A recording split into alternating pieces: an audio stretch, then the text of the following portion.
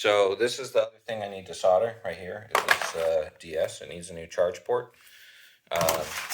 So I ordered this one from Zed Labs on eBay. It seems to come pretty well packaged. So let me grab my soldering stuff. I don't have super fancy soldering stuff. Just some, I don't know if I can get you to see this, some real basic tools. I don't even have the kind of soldering iron that you can adjust the temperature on. It's just a little plug on the wall kind of guy. And some old solder and whatnot. So I keep cutting myself off because I'm not very good at this vlogging, holding the camera, working on stuff thing. Where was I? Soldering the DS. Yeah, so if you do more soldering than I do, you probably have a better setup than this. But for most things, you can make a cheap $10 soldering iron work for you. I would love to have the set to be able to adjust the temperature and whatnot, fine tune it, have the thing heat up a little bit more, but a little bit faster, but I don't. So let's get into setting this thing up. Desoldering stuff is way harder typically than soldering stuff.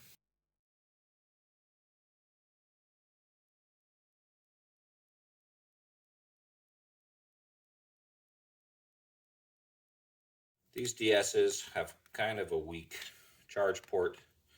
It's a common fix. There's lots of videos about it. But the trick to doing it well or quickly and not screwing up your thermal pads or anything. Let me see if I can get these screws out with a magnet. No.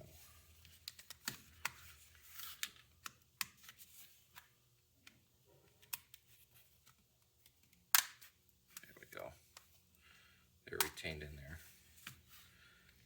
And that back part pulls off. The screws that this takes, here's your battery, make sure you take that out, is it's a 00 sized Phillips, so I had to go buy another special set.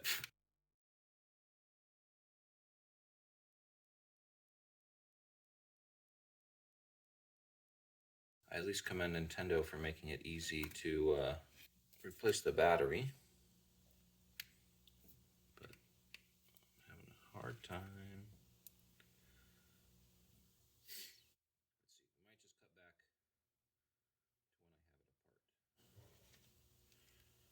Get a magnet to stick these to so they don't get lost.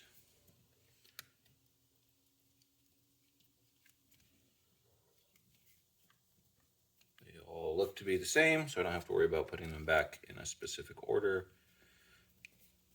Let's get this guy out of here. And hopefully this back part just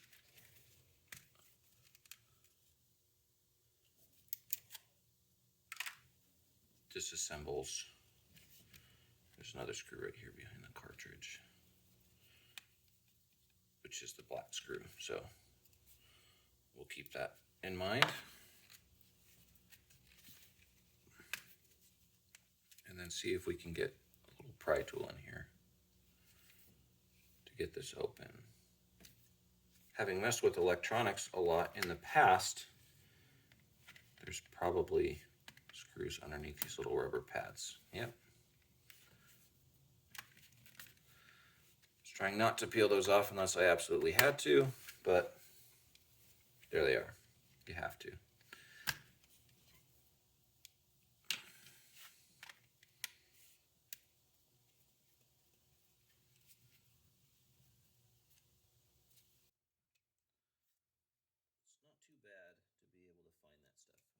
Two ribbon cables holding on these bumpers. These come off just with a little pry right there. Right there. It's not bad. I'm actually proud of Nintendo. I mean, this was a long time ago. This is the 3DS XL. I don't remember if it's technically the new 3DS XL or not. This is the port that we're trying to replace. And to make life easier on us, because desoldering is very difficult, I don't know if you can see that, right? Here is the port. Let's see if I can zoom in. and make this visible and easy for me and for you to see. There's, here, sometimes looking at this helps us see where we have to solder and desolder. I'm hoping my tip on my soldering iron is fine enough. So there's these 2 pins on the sides, there's these 2 power pins, and then these other 2 power pins for the pad that charges it. So we have a little bit of stuff to get off, and since this port doesn't matter anymore, it's broken anyway, we are just going to cut it off with side snippers. And be careful while doing this, because you don't want to pull too hard on these pads. I want to prove that this is possible with just standard everyday stuff. So the idea is that you slowly work away at the top part of this without really any twisting or pulling, so you can get all the plastic off and then all the little bits of metal out of the way, so you have access to the pads without destroying the pads and without destroying the PCB that it's on. This is not a pretty process, but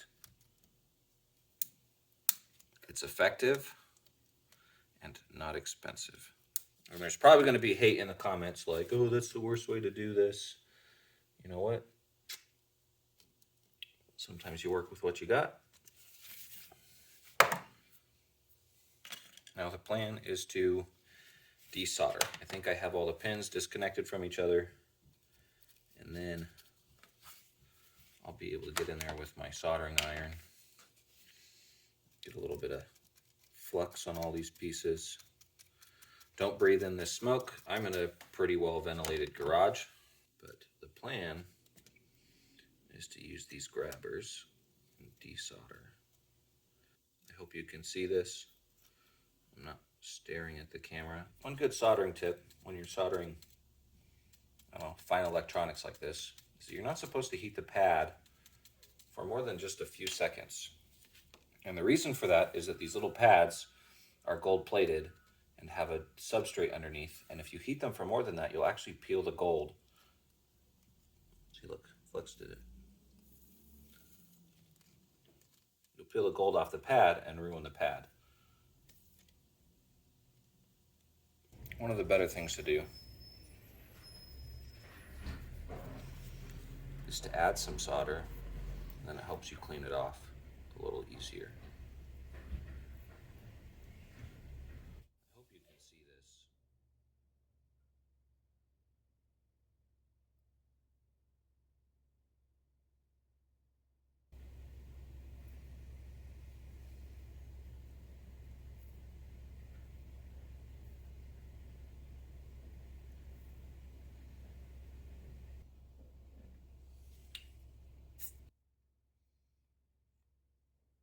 I think I actually ripped off that pad right there by mistake.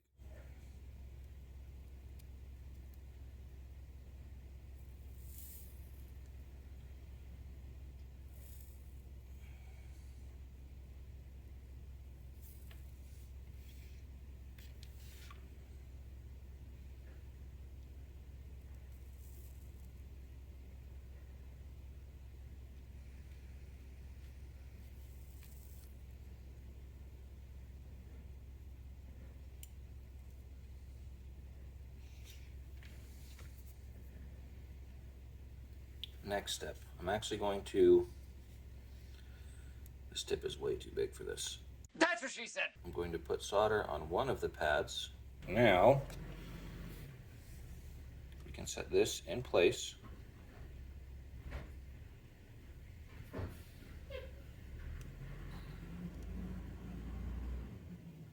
Where it needs to go. Okay, and then we touch this solder on this pin to hold it in, see? Now it's stuck on there. The bumpers will fall out, but not the solder. So then, for the final trick, is you take your solder and your soldering iron. That's not the right one for this because it's got a massive tip on it, and this is pretty fine, but Like I said, it's not going to be pretty, but you can get it done. And you try not to burn yourself. You don't want to be like that stock picture where that girl is holding down here.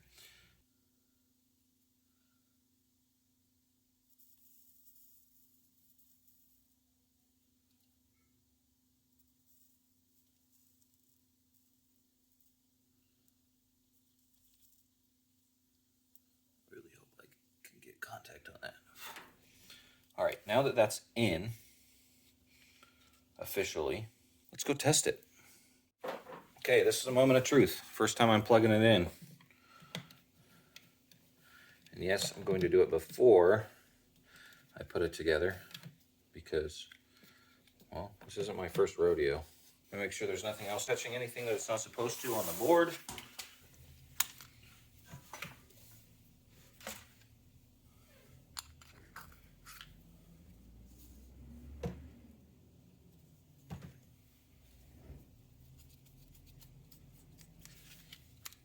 Hopefully it won't let the smoke out.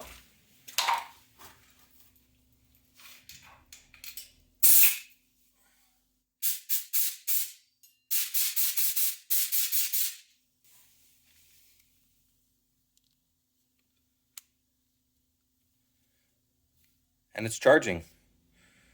Mission accomplished. The contacts work. All of that stuff is put in correctly. So that's a win in my book. Now let's get on to the other thing. You saw me take it apart. You just put it back together. You get these back on the exact opposite way you took them off. You just put a little bit of force on that little connector, make sure it's lined up, and then push it into spot. Same thing with this one.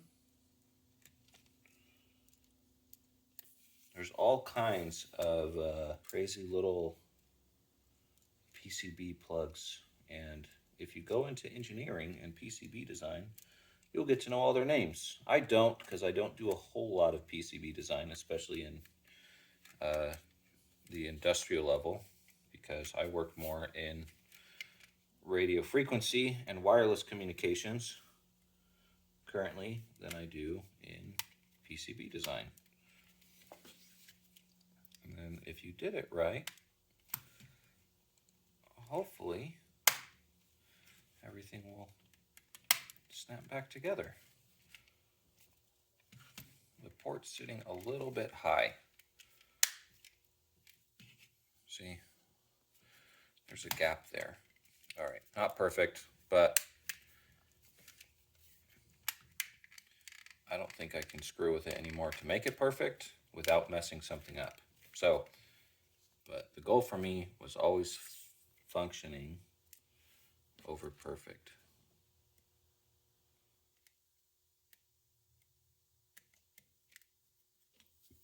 If you want it perfect and you want to spend about $40 getting this done, there's people on eBay that do precisely that. You just send it in for a service, they sell you the port and the service, you pay for shipping, and they fix your DS. But this is for my 6-year-old, and I don't want to spend $40. So $6 on this port and a little bit of time soldering. It's much more practical for me.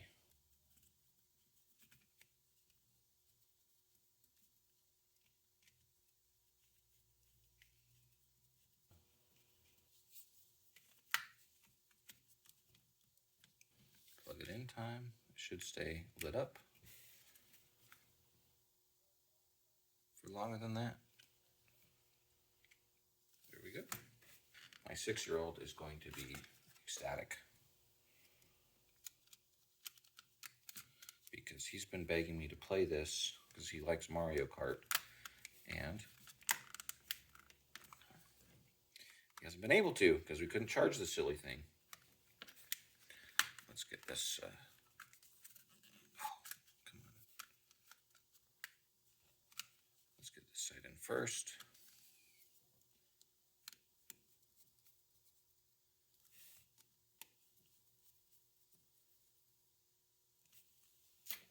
And then let's make sure that the game cartridge and everything still reads, because this isn't closed all the way. It should. We shouldn't have an issue with it.